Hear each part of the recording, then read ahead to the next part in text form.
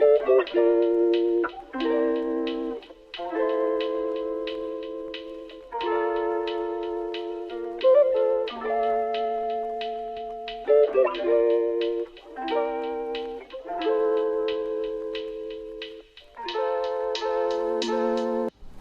evening, good morning, good afternoon, good dusk, whenever you watch this shit, man. Appreciate y'all. It is I, TJ, aka Chad Awesome, on all these platforms. One half is Just a Dope Ass Podcast. I'm DC, aka King Carter on Instagram. The other half of Just a Dope Ass Podcast. Oh yeah, many years ago when we had this inception in the breakout room at work, in the coffee room, we bounced off one of the ideas being HennyCon, which is funny. It's like 2 origin stories.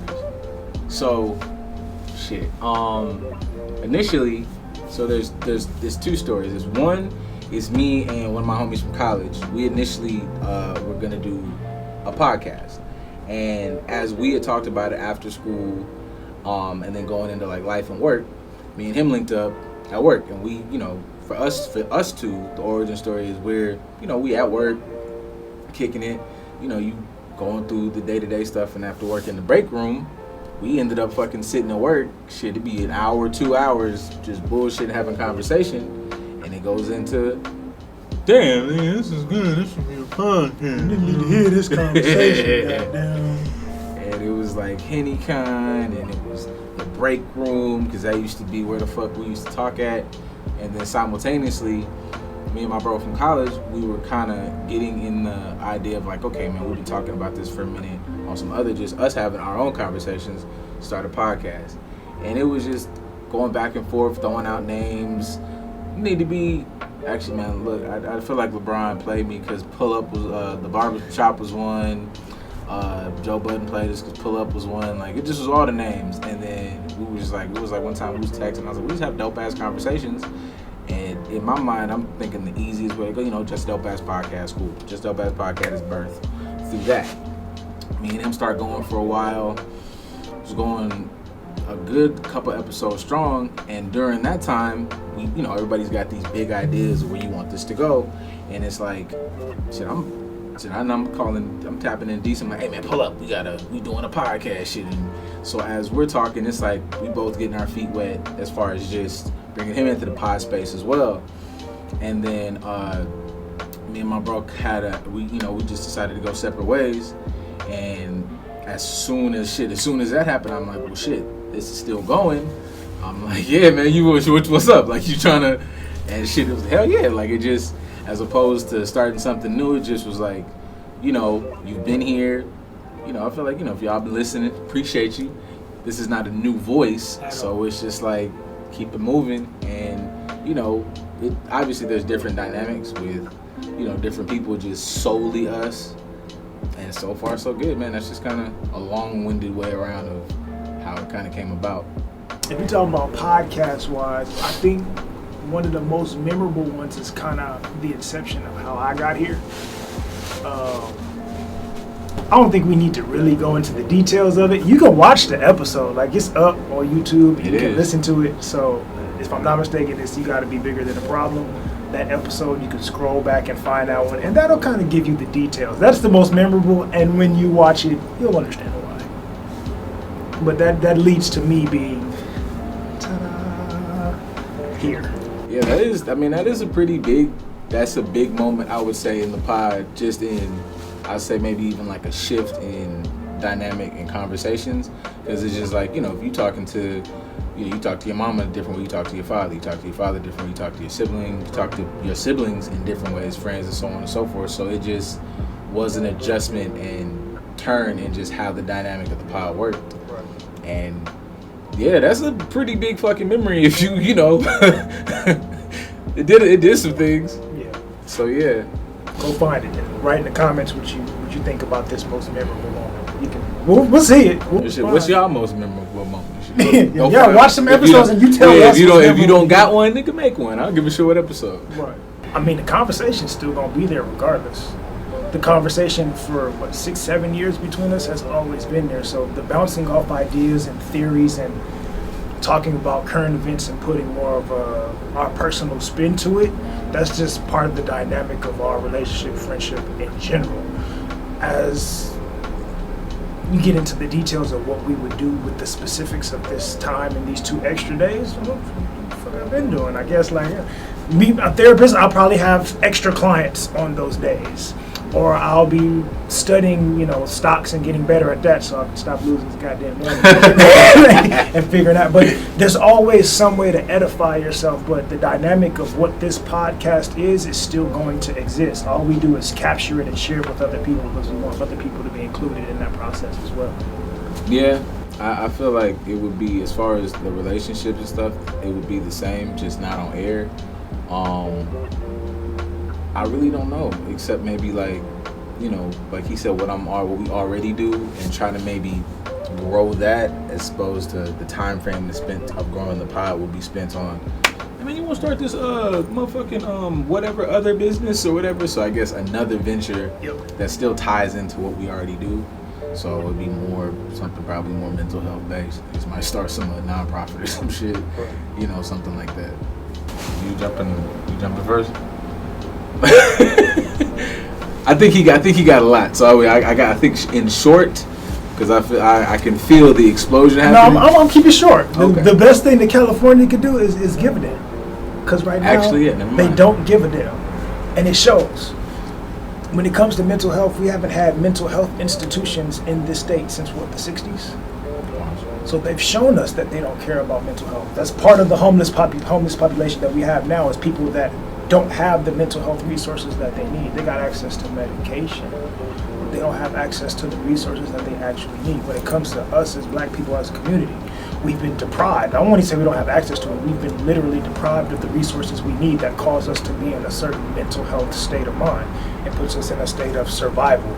It puts us in a state of lack. I use that word a lot, but we focus on what we don't have and we try to figure out how to survive and get that. If people have the resources that they need, then mental health gets improved. And I'm not just talking about access to, therapists and things of that nature, but if you have access to fucking food and you don't have that normal resource, we have food deserts. In California, we're one of the most luxurious states in this country, but we have communities, especially communities that we come from, that they ain't got a grocery store. It's just fast food places. And then you wonder why people go crazy because you don't have proper nutrition. So if people actually gave a damn about other people and gave them what they needed, I think mental health would be a lot better. I think, like he said, like we have a habit of, I feel like, normalizing our traumas. We stand on it like it's it is something to overcome issues. But I think the downside of that is we look at mental health like it means something's fucked up with you, like it's something wrong. Mental health is the same thing about like your body health. You need to keep yourself healthy. Right. So as a culture, I just think people have a misunderstanding of it. And that is one thing, like, that's kind of the stance of being so candid with how we talk here, is like, make it normal. Yeah. It's normal to talk about the Lakers. It's normal to talk about pussy. It's normal to talk about your car. So it should be normal to talk about, I was depressed today. That don't mean I'm fucking a manic depressant. That mean I was depressed today. These situations led to my depression today. Understanding that's a thing, making that a normal thing. Like, we all in our early 30s, even people in their latter 20s. You shouldn't have nobody who grows up now who's 7 or 8 that won't be able to verbalize and make sense of what they're going through by the time they get our age, because it should be normal. Right. The days of our father, no disrespect, they did the best they could with the tools they had, but our fathers and grandfathers being like, I toughed it out. You don't have to do that. You can still be tough and go, I beat your ass and I got anxiety. Okay, so relax. We got an open door policy with our podcast. So obviously, if you're a black person or a person of color that's doing a business, we want you to come talk. You're doing something important, we want you to come talk. But also, we want regularized people to come sit down and have conversations as well. Like, y'all motherfuckers can argue about some shit under spiritual word all day. Why can't you come here and talk about it in a more intellectual fashion and deep dive into it? So I think for us, the mission statement is more so just making things more casually acceptable. This is a safe space. That's what we want Joseph Dubois' podcast to be. It's not geared towards anything specific. We're both in the mental health space, but we talk about literally everything because they all connect. And we want to connect with everybody from every type of fashion within the world. So this is a safe space. If nothing else, if we could sum this podcast up, in my opinion, this is a safe space to come talk about everything at deeper levels than you may talk about it outside of here. Like get to the root of some shit, not just that surface level. Like come in here and really deep dive into it and allow these perspectives to be bounced off of other people. Maybe you'll learn something. Maybe you'll give somebody a gem that they needed at their time. Piggybacking off that, like get to the root and a space to, I know these terms get thrown around a lot, but a sincere space to knock down boundaries. Like actual therapists. I'm in school for therapy, but that don't mean I can't get in here and talk about the average regular stuff, because that average regular stuff can get into a conversation about some depth here, we can literally go from the Super Bowl and then we're gonna end up talking about religion and spirituality, because we want our communities to stop doing this. Like everybody's in a box, and these boxes are limiting you from, don't even step outside and knock that bitch all the way the fuck down, so that that's how you get in these growth conversations. The weird shit somebody might post and you see, I don't know, man, you can go from 50 Cent to Alan Watts. It makes sense. So it's getting to the root so that you can grow and be something better. Don't just get to the root, you lead this shit and trying to do the same stuff. No, we want be better, be more, be expansive, be as, the kings and queens y'all post about. Do that to be that. This is a space for that. To kind of piggyback off the realm of growth and change and getting out of certain boxes, I'll use this Snapple fact for me. Technically, I am an ordained deacon in the Christian faith. I did that a long time ago when I was younger and I was really into Christianity. People listen to this podcast now, they'll notice that that's not necessarily the case today.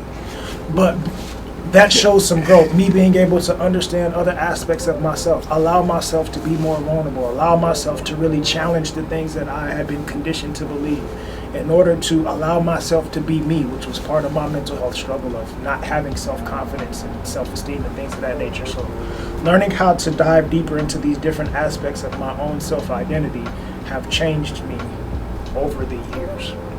So yes, on paper, I was ordained as a deacon at one point in time. It's just a certificate that I have now. That's funny every time I hear it. Heard that shit like 12 times. It's funny every time. It's true. Like the evolution of what this podcast has changed to be, what we have done personally, all these different things. This is kind of like a fostering of change. So I throw that out there really to show that you can be one thing at one point in time in your life and transition to be something different when you challenge yourself, you challenge your boundaries, you challenge your mindsets, you challenge your foundation. I'm a complex being, that's what you guys don't know. Right. Yeah, Layers. There we go. I want y'all to be better. And not from a condescending space. I just feel like there's people out there who, whatever you think of yourself, you can do more than that. Like, whatever you don't think of yourself, whatever your wildest dream idea of it, you could do that and probably more. That's the whole emphasis of this dude. Like, I'm on a podcast, I'm in school, I scratch my ass like you scratch your ass. You know what I'm saying? Like, you're not that far off or away from whatever the fuck it is. And to get to that, you have to challenge your beliefs. That's a big challenge. Whatever belief you got, punch that shit in the face. Yep. Because as much as you be like, that's who I am, this is what I was built on, that shit might be limiting you. That shit might be the shit that's holding you back. So, I don't know, man, do that. Right. We are just human beings, but the limitation of what you think human being is only a construct of your mind. So challenge that. Figure out what that means to you and become whatever your highest thought is. Realize that you can get past it. Especially for us brown-skinned folks. We limit ourselves too much. We got a lot that we got to challenge because we're not utilizing our potential. See, that's the show. You do that, and then in the midst, we're going to talk about titties, and then we're going to talk about, all types and then, of stuff. Who fucking, we'll give you all the stupid shit somebody did on the show. What anime character did what. That's man, geek shit. It's a lot. Whatever you fucking like. And on here, there's literally 20 some odd shows. If it ain't us, it's fuck. If you can't find it here, it should be us. Yeah, but if you can't find it here, it should be us, honestly. But if you can't find it here or there, honestly, man, we might need to get you some help. Some help that's maybe outside of this world. I gotta call fucking the Avengers or something, because it's wild. It doesn't make any sense. There's a sports event happening down the street that we got to get out here and go to, because we got everything. So download the Good News app and listen to fucking something. We got your week loaded up, and then watch some of this shit. Go, everything BennBlazin touches, watch it, and then watch it again, and then watch it again. That's it. That's all I got. Representation.